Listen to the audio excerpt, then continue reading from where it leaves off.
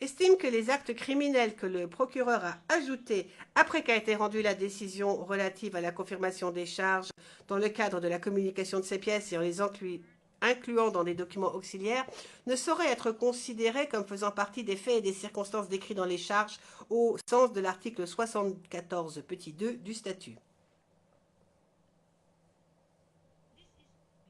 La raison en est, comme je l'ai déjà dit plus tôt, le procureur n'avait formulé les charges de façon suffisamment détaillée aux fins de cette disposition que pour les actes criminels. C'est pourquoi l'ajout d'un quelconque acte criminel supplémentaire constitutif de meurtre, de viol ou de pillage aurait nécessité une modification des charges, conformément à l'article 61.9 du statut. Or, cela n'a pas été fait en l'espèce. La majorité des membres de la Chambre d'appel estime que les actes criminels qui ont été ajoutés après qu'a été rendue la décision relative à la confirmation des charges et qui n'étaient pas énumérés dans le document modifié de notification des charges ne faisaient pas partie des faits et des circonstances décrits dans les charges et que M. Bemba ne pouvait donc pas en être déclaré coupable. Il en va de même pour les actes criminels avancés par les victimes. La Chambre d'appel décide par conséquence de faire droit à ce moyen d'appel et conclut, à la majorité de ses membres, les juges Monahem et Hofmannsky étant en désaccord, que la Chambre de première instance a eu tort de déclarer Jean-Pierre Bemba coupable de ces actes, qui n'entraient pas dans le cadre des faits et des circonstances décrits dans les charges, au sens de l'article 74.2 du statut.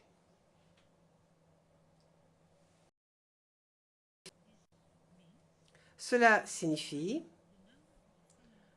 que le nombre d'actes criminels dont M. Jean-Pierre Bemba a été déclaré coupable se ramène à un meurtre, au viol de 20 personnes et à 5 actes de pillage.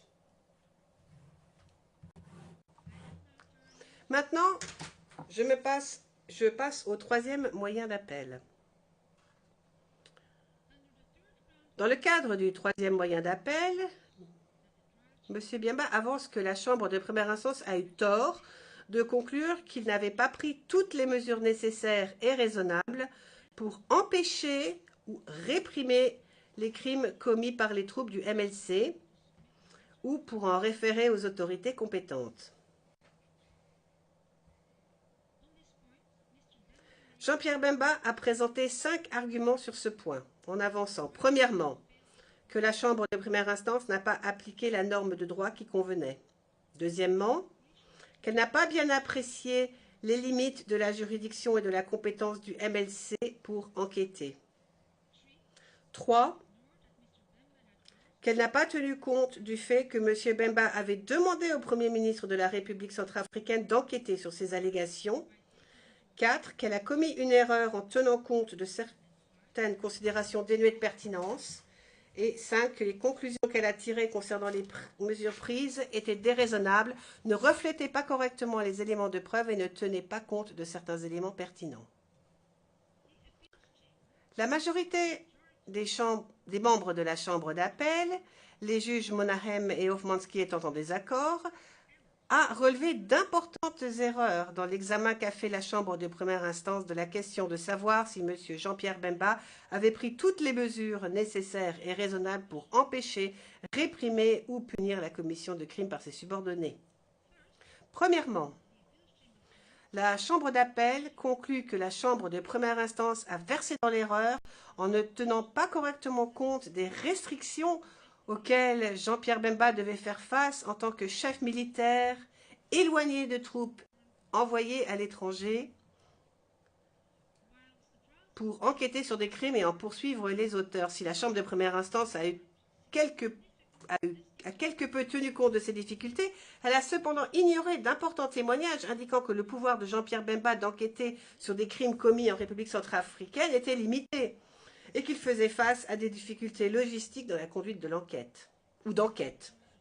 Elle a aussi négligé le fait que tout au long de l'opération de 2002-2003 en République centrafricaine, le MLC s'appuyait sur la coopération des autorités centrafricaine. Deuxièmement, la Chambre d'appel conclut que la Chambre de première instance a eu tort de ne pas prendre en considération l'argument de Jean-Pierre Bemba selon lequel il avait adressé une lettre aux autorités centrafricaines.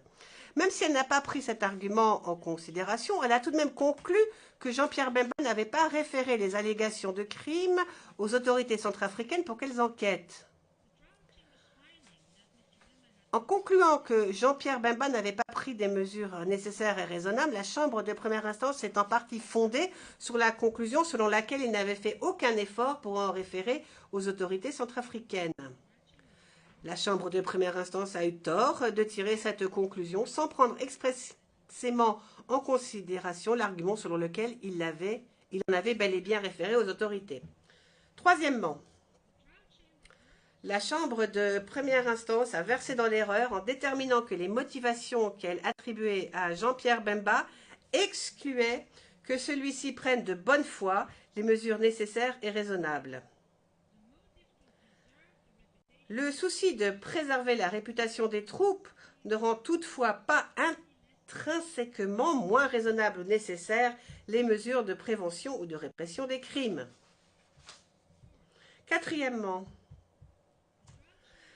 la Chambre de première instance a eu tort de retenir à l'encontre de Jean-Pierre Bemba le fait que les mesures qu'il a ordonnées ont été mal exécutées ou n'ont produit que des résultats limités. Elle n'a pas considéré que les mesures prises par un commandant ne peuvent pas nécessairement lui être reprochées parce que leur exécution laissait à désirer. En l'espèce, la Chambre de première instance semble avoir attribué à Jean-Pierre Bemba les résultats prétendument limités des enquêtes indépendantes au seul motif que ces enquêtes avaient été lancées à son initiative. Cinquièmement, la Chambre de première instance a commis une erreur en concluant que Jean-Pierre Bemba n'avait pas habilité d'autres responsables du MLC de façon à ce qu'ils puissent enquêter suffisamment et pleinement sur des crimes et en poursuivre les auteurs. Elle est arrivée à cette conclusion en apparente contradiction avec une autre conclusion tirée précédemment, selon laquelle d'autres commandants du MLC détenaient une certaine autorité disciplinaire sur le terrain.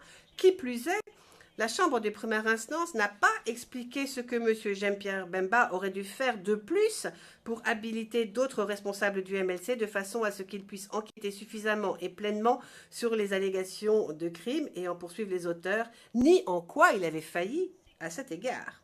Sixièmement, la Chambre de première instance a eu tort de fonder son appréciation des mesures nécessaires et raisonnables sur la totalité des crimes qui auraient été commis par le MLC, alors que seul un nombre limité de ces crimes ont été prouvés au-delà de tout doute raisonnable. Conclure que les mesures prises par un commandant étaient insuffisantes pour empêcher ou réprimer une vague de criminalité prolongée ne signifie pas que ces mesures étaient également insuffisantes pour empêcher ou réprimer le nombre limité de crimes spécifiques pour lesquels le commandant est en fin de compte déclaré coupable. Septièmement, la Chambre de première instance a eu tort de considérer le redéploiement des troupes du MLC comme une mesure que Jean-Pierre Bemba pouvait prendre. La Chambre d'appel considère qu'il est fondamental qu'un accusé soit informé dans le plus court délai et de façon détaillée de la nature de la cause et de la teneur des charges. Cependant, aucun document visant à notifier à M. Bemba les charges retenues contre lui ne mentionnait spécifiquement le redéploiement des troupes pour limiter les contacts avec la population civile comme une mesure nécessaire et raisonnable qu'il aurait dû prendre. Le déploiement des troupes n'était mentionné dans le document modifié de notification des charges que dans le contexte de l'établissement du contrôle effectif de Jean-Pierre Bemba sur les forces du MLC. Ce défaut de notification en bonne et due forme a porté préjudice à Jean-Pierre Bemba.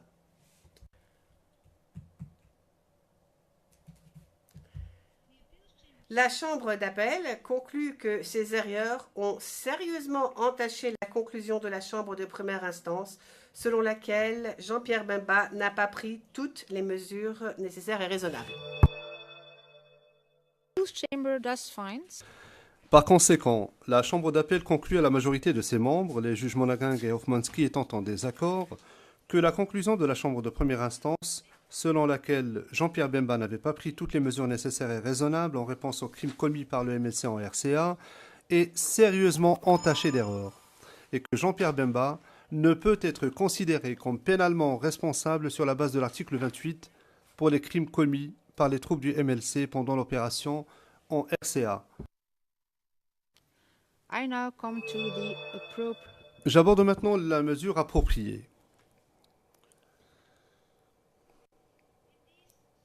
Dans ces circonstances, la Chambre d'appel, à la majorité de ses juges, annule la déclaration de culpabilité de Jean-Pierre Bemba. Elle met fin à la procédure pour ce qui est des actes criminels dont la Chambre de première instance a déclaré l'accusé coupable alors même qu'il débordait du cadre des faits et circonstances de l'affaire.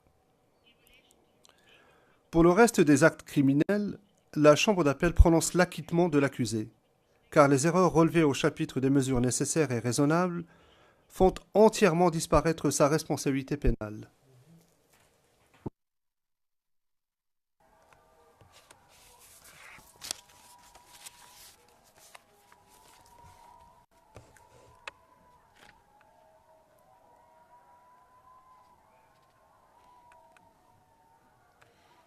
May I ask the registry to... Puis-je demander au greffe de rétablir le calme dans le prétoire, s'il vous plaît, dans la galerie du public, plus précisément.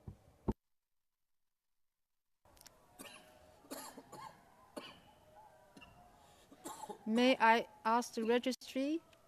Je demande à la greffière de demander à ce que l'on rétablisse le calme dans la galerie du public, sinon nous allons ajourner l'audience. Je n'ai pas terminé la lecture du résumé. Je vous demanderai de vous asseoir.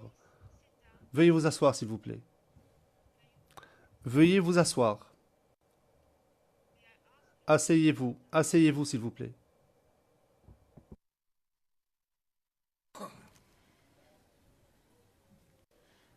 I shall now proceed to... À présent, je vais donner lecture du résumé de l'opinion dissidente des juges Monaghan et Hoffmanski.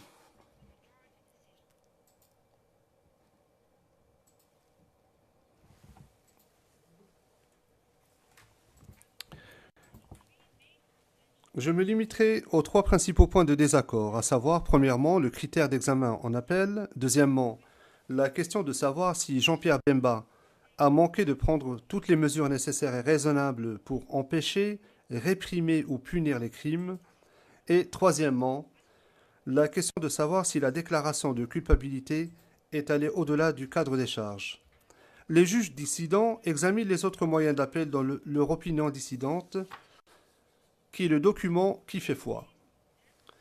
Après examen de tous les arguments formulés, ils auraient confirmé le jugement attaqué.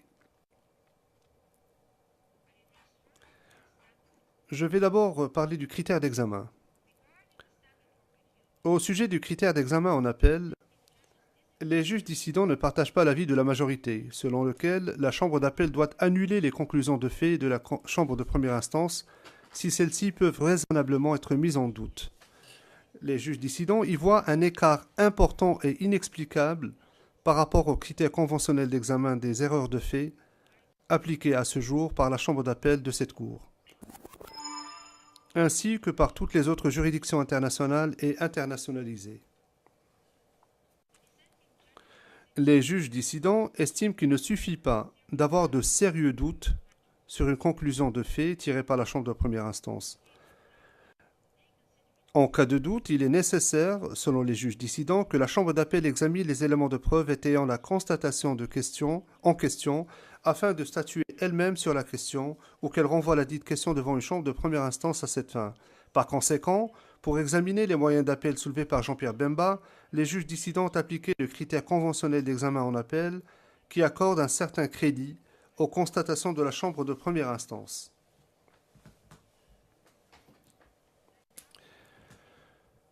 J'aborde maintenant le troisième moyen d'appel, mesures nécessaires et raisonnables. Les juges dissidents estiment que l'application de ce critère d'examen modifié a conduit en pratique la majorité des juges de la Chambre d'appel à tirer une conclusion erronée sur le manquement de Jean-Pierre Bemba à prendre toutes les mesures nécessaires et raisonnables afin d'empêcher, de réprimer ou de punir les crimes commis par les troupes du MLC. De l'avis des juges dissidents, 3 éléments essentiels du raisonnement de la Chambre de première instance étaient la conclusion selon laquelle Jean-Pierre Bemba n'a pas pris toutes les mesures nécessaires et raisonnables qui étaient en son pouvoir pour empêcher ou réprimer l'exécution de crimes ou pour en référer aux autorités compétentes. Premièrement, la Chambre de première instance a reconnu que Jean-Pierre Bemba a pris quelques mesures au cours de l'opération de 2002-2003 en RCA. Mais elle a conclu que toutes ces mesures étaient limitées quant à leur mandat, leur exécution et ou leurs résultats. Deuxièmement, la Chambre de première instance a conclu que les troupes du MLC ont continué de commettre des crimes tout au long de l'opération de 2002-2003 en RCA, et que des informations concordantes concernant ces crimes ont été portées à l'attention de M. Jean-Pierre Bemba. Troisièmement, la Chambre de première instance a évalué les mesures limitées et déficientes prises par Jean-Pierre Bemba au vu du fait qu'il était matériellement en son pouvoir d'empêcher de réprimer l'exécution des crimes.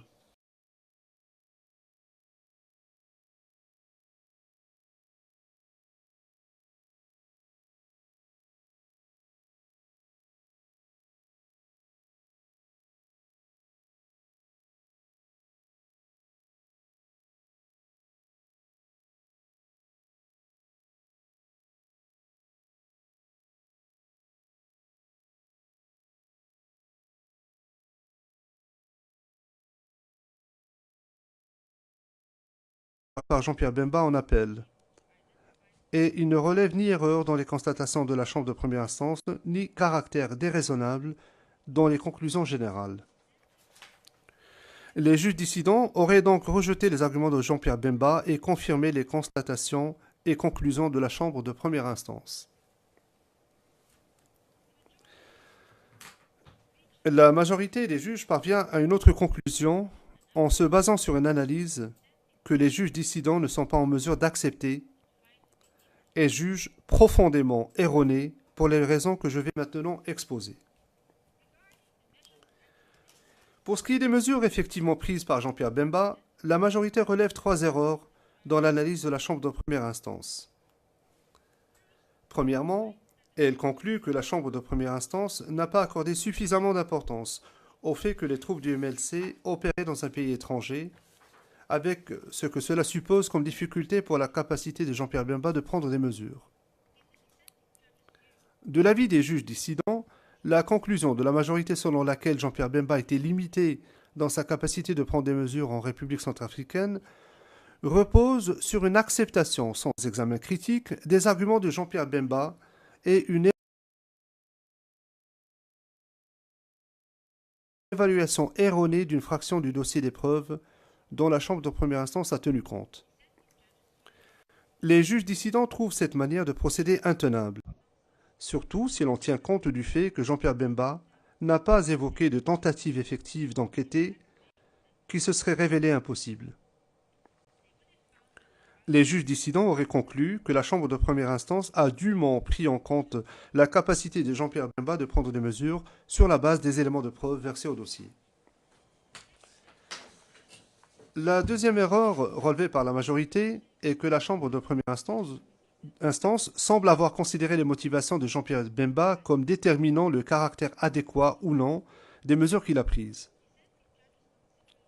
Les juges dissidents considèrent que l'avis de la majorité sur le raisonnement de la Chambre de première instance ne reflète pas fidèlement la démarche de la Chambre de première instance et n'est étayé par aucune lecture attentive du jugement.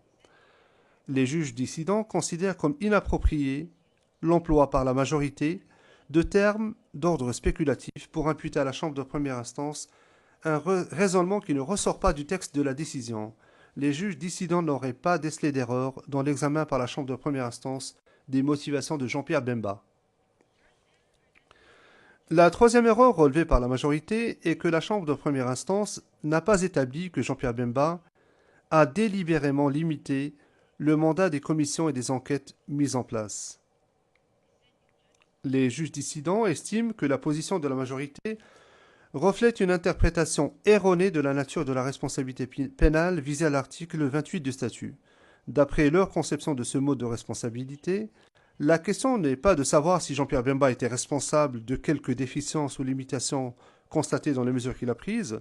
La question est plutôt de savoir si l'on peut également, à la lumière des mesures que Jean-Pierre Bemba a effectivement prises, dire qu'il a pris toutes les mesures nécessaires et raisonnables pour empêcher, réprimer ou punir la commission du crime.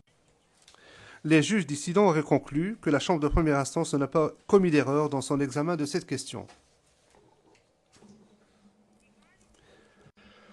Pour ce qui est de la poursuite des crimes en dépit des mesures prises, les juges dissidents relèvent que la majorité a exprimé des doutes quant aux conclusions de la Chambre de première instance concernant l'ampleur et la durée des crimes. De façon similaire, bien qu'elle exprime certaines préoccupations concernant les conclusions de la Chambre de première instance relatives au contrôle effectif détenu par Jean-Pierre Bemba et à sa connaissance des crimes, la majorité ne résout aucune des questions qu'elle a soulevées. Selon les juges dissidents, cela a pour conséquence regrettable que la Bemba pris toutes les mesures nécessaires et raisonnables demeure non résolue aux fins du présent appel. Les juges dissidents estiment que la majorité aurait dû remédier à toute préoccupation concernant les conclusions de la Chambre de première instance en se fondant sur son propre examen des éléments de preuve versés au dossier de l'affaire. En l'absence d'un tel examen et d'une décision effective sur ces questions, les juges dissidents ne voient pas bien comment la majorité a pu procéder à l'annulation des conclusions de la Chambre de première instance et prononcer un acquittement. Pour leur part, les juges dissidents ont mené un examen complet des constatations factuelles et des éléments de preuve sur lesquels la Chambre de première instance s'est appuyée et sont convaincus que celle-ci n'a pas eu tort de conclure que de nombreux crimes ont continué d'être commis tout au long de l'opération de 2002-2003 en RCA, que Jean-Pierre Bemba avait connaissance de ces crimes et qu'il détenait un contrôle effectif sur ces troupes. Les juges dissidents considèrent que l'analyse déficiente faite par la majorité en l'espèce résulte de l'application dans la pratique du critère modifié qu'elle a retenu pour l'examen de cet appel. Cela a conduit la majorité à infirmer les constatations faites par la Chambre de première instance sans même se pencher utilement sur ces constatations ni montrer un quelconque intérêt pour les éléments de preuve sur lesquels elles reposent. Les juges dissidents estiment qu'au vu de l'examen limité des éléments de preuve auxquels elle s'est livrée, il n'est guère surprenant que la majorité ait eu des doutes sur les constatations et la conclusion générale tirées par la Chambre de première instance. Les juges dissidents réaffirment que des doutes ne constituent pas une base suffisante pour renverser des conclusions de fait dégagées par la Chambre de première instance, surtout en l'absence d'examen de tous les éléments de preuve pertinents. Ce qu'il faut faire, c'est déterminer si un juge, du fait raisonnable, aurait pu aboutir à la conclusion considérée sur la base des éléments de preuve dont disposait la Chambre de première instance. Pour les juges dissidents, la question clé, en première instance comme on appelle, est celle de savoir si les mesures prises par Jean-Pierre Bemba correspondaient à toutes les mesures nécessaires et raisonnables qui étaient en son pouvoir. L'analyse en l'espèce comportait deux volets. Il fallait vérifier si Jean-Pierre Bemba avait manqué de prendre toutes les mesures nécessaires et raisonnables qui étaient en son pouvoir pour, premièrement, empêcher ou réprimer la commission des crimes et, deuxièmement, en référer aux autorités compétentes aux fins d'enquête et de poursuite. Les juges dissidents considèrent que pour répondre correctement à ces questions, il fallait tenir compte de l'ampleur et de la durée des crimes commis, de la connaissance qu'en avait Jean-Pierre Bemba et de toutes les mesures qu'il pouvait prendre dans les circonstances considérées, eu égard à l'étendue du contrôle qu'il détenait sur les troupes. Les juges dissidents déplorent que la majorité ait limité son analyse aux mesures que Jean-Pierre Bemba a prises et ils considèrent que l'examen restreint de cet aspect isolé de l'affaire l'a conduite à une conclusion erronée. Pour toutes ces raisons, les juges dissidents auraient confirmé la conclusion de la Chambre de première instance, selon laquelle Jean-Pierre Bemba a manqué de prendre toutes les mesures nécessaires et raisonnables. Je me penche maintenant sur le deuxième moyen d'appel, c'est des charges. Les juges dissidents regrettent de ne pouvoir se rallier à la conclusion de la majorité selon laquelle, certains des actes criminels jugés établis, au-delà de tout doute raisonnable par la Chambre de première instance, débordaient du cadre des charges. De l'avis des juges dissidents, les charges portées par le procureur contre Jean-Pierre Bemba se définissaient par des paramètres géographiques et temporels et d'autres paramètres de fond. La Chambre préliminaire a confirmé les charges en l'état. La Chambre de première instance pouvait donc examiner tout acte criminel satisfaisant à ces paramètres, sous réserve que l'accusé en ait été dûment informé. Cette conclusion des juges dissidents repose sur les considérations suivantes.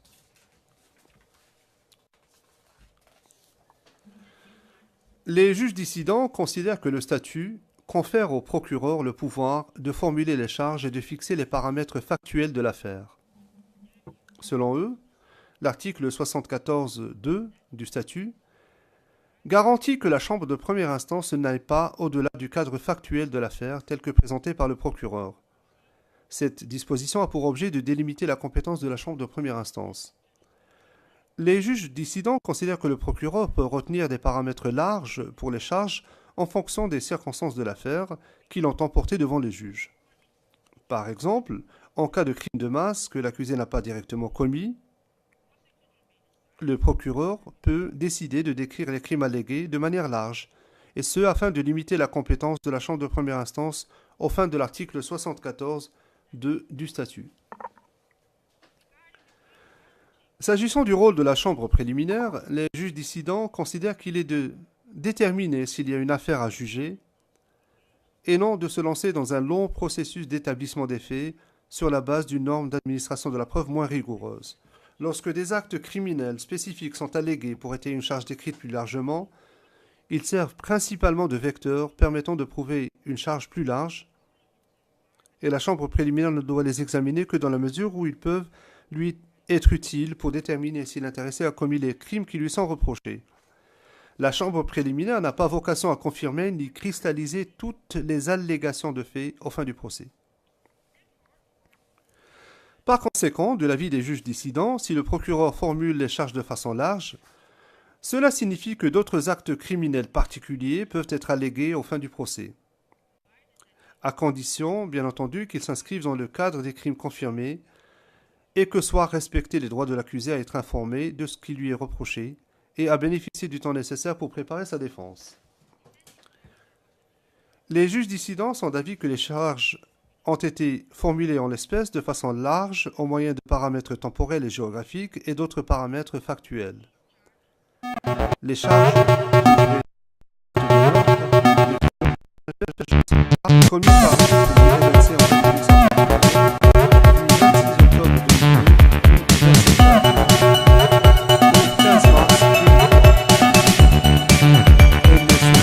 pas aux actes criminels particuliers spécifiquement mentionnés dans le document de notification des charges et dans la décision relative à la confirmation des charges.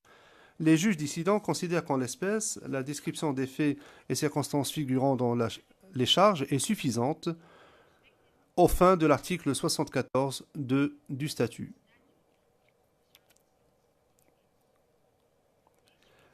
En raison de ce qui précède, les juges dissidents auraient conclu que la déclaration de culpabilité de Jean-Pierre Bemba n'est pas allée au-delà du cadre des faits et circonstances décrits dans les charges portées contre lui.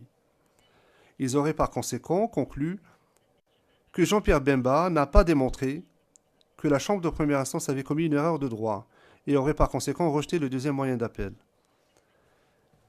Il n'aurait donc pas mis un terme à la procédure s'agissant des actes criminels dont la majorité a jugé qu'ils débordaient du cadre des faits et circonstances décrits dans les charges.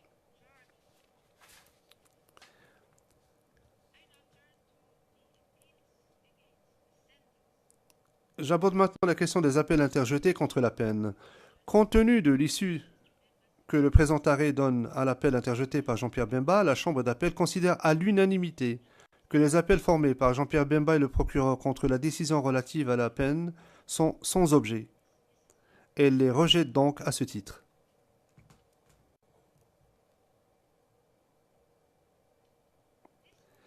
Ainsi s'achève le résumé de l'arrêt rendu en l'espèce. La Chambre d'appel relève qu'en cas d'acquittement, la personne concernée est censée être immédiatement remise en liberté. Toutefois, Jean-Pierre Bemba a été déclaré coupable par cette cour dans une autre affaire concernant des atteintes à l'administration de la justice. Et la peine associée à cette déclaration de culpabilité est actuellement en cours d'examen devant la Chambre de première instance 7. Ainsi, bien que la Chambre d'appel juge qu'il n'y a pas lieu de maintenir Jean-Pierre Bemba en détention sur la base de la présente affaire, il revient à la Chambre de première instance 7 de déterminer d'urgence si le maintien de Jean-Pierre Bemba en détention demeure justifié dans le cadre de l'affaire dont elle est actuellement saisie. Par conséquent, Jean-Pierre Bemba ne sera pas remis en liberté immédiatement. Wish now to thank the Il ne me reste plus qu'à remercier les interprètes, les sténotypistes, le personnel de soutien technique, les agents de sécurité, les juristes auprès des chambres, ainsi que tous les collaborateurs, les participants à la procédure. L'audience est levée. All rise.